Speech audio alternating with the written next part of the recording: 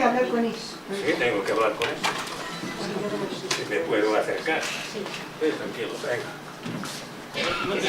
No, yo. Es que tengo que... Esto no se puede poner así, que puedo hablar de pie. Vamos a ver. Yo, Fidel, te recuerdo en aquella mesa sencilla donde comíamos cosas sencillas. ¿No se oye? Bueno. Ahí está puesto eso, ¿seguro? ¿Seguro? ¿Seguro? Ahora se oye. Sí, ahora sí. Vale. Sí, pero eso te corseta aquí. Levántalo. Te decía, hablando con Fidel, te recuerdo en aquella mesa con una comida sencilla, pero con un aluvión de palabras, de ideas.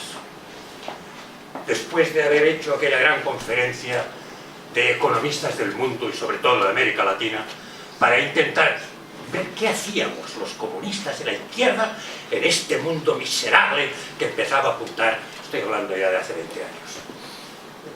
La foto, una de las fotos de la vez que estuve allá en Cuba, otra vez también volvemos a comer y tal, es aquella que he puesto yo en mi Facebook con una camisa vieja, verde, que todavía la tengo y la guardo. La historia, Fidel, te absolvió ya hace mucho. Estás absuelto ya por la historia.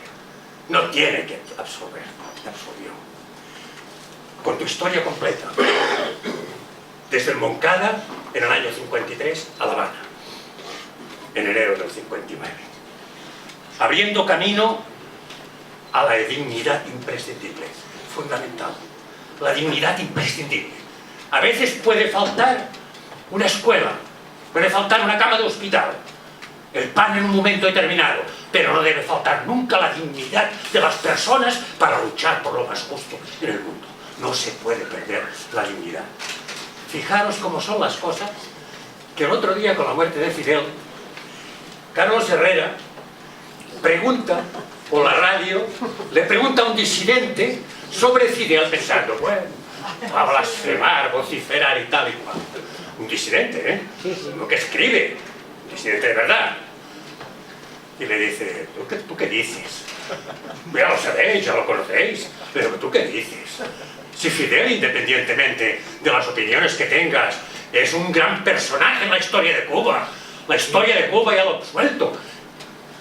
Le decía que ese disidente, fíjate tú, no tenemos ni que hablar nosotros, ya hablan los disidentes por nosotros cuando se trata de Fidel, y cuando se trata de la revolución, y cuando se trata de las ideas justas que quieren liberar al ser humano, que quieren dar dignidad al ser humano. Por tanto, la dignidad. Pan y educación, que en Cuba no sobra, pero tienen lo suficiente. Desde hace mucho ya, tienen lo suficiente. Pan y educación. Educación sobra, ¿eh? Está repartida por todo el mundo. Repartida por todo el mundo. Y el principio de idea del socialismo. Y como me gusta a mí hablar del socialismo con hechos, voy ya a un tema fundamental. A la salud. A la salud. El derecho inalienable de cualquier persona del mundo a la salud. Esto es socialismo básico. Puedes hablar mucho de socialismo, pero si no hablas de las cosas concretas, de cómo las solucionarás, de cómo harás un presupuesto para la salud, para la educación, no hablas de nada, no construyes ningún socialismo. Por tanto, la salud, derecho inalienable universal, socialismo básico. Y en eso yo diría, lo que ha hecho Cuba y lo que hizo Fidel con la salud, con los médicos, con toda la persona que trabajaba, todo el personal sanitario que trabajaba en esto, y quizás ha expandido durante años por más de 70 países, solo hasta el año 2003 o 2006, más de 70.000 médicos y sanitarios en todo el mundo repartiendo salud.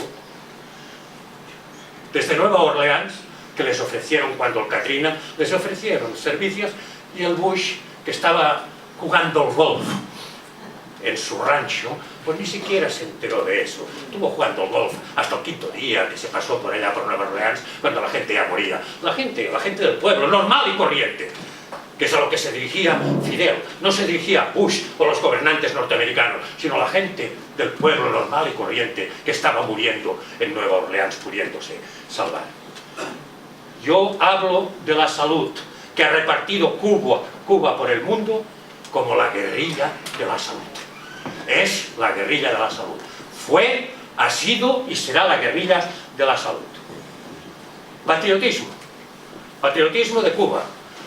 No patriotismos arcaicos y viejos, de esos que ahora quieren fragmentar España en 27 trozos, u otros países.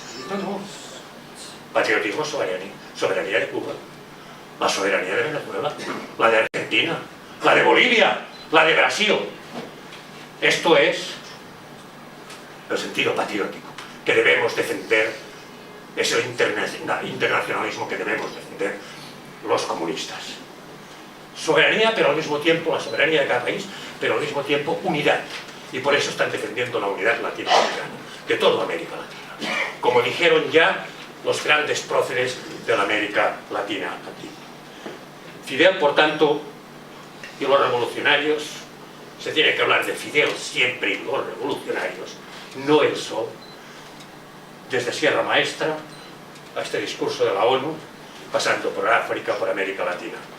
Yo creo, termino esta parte, que Fidel es un resumen de la mejor historia revolucionaria del siglo XX. Es el gran resumen de la mejor historia revolucionaria del siglo XX.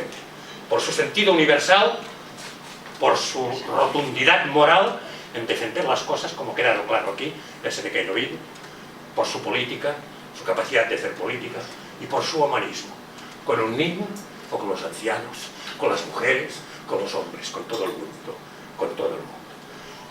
¿Y ahora qué? Se preguntan muchos, allí y aquí. Pues ahora, seguir el mismo camino que él marcó. No hay otra vida, seguir el mismo camino.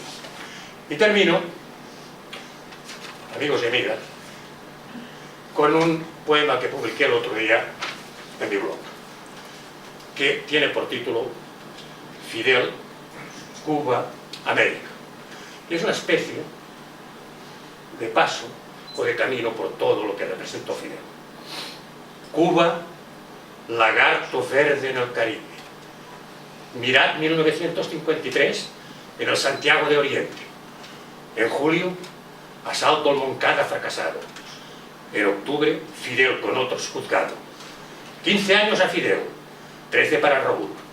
Así quería acabar la historia, el régimen, cerrando la página de su prostíbulo cubano. Mas la otra sentencia se oyó en este juicio.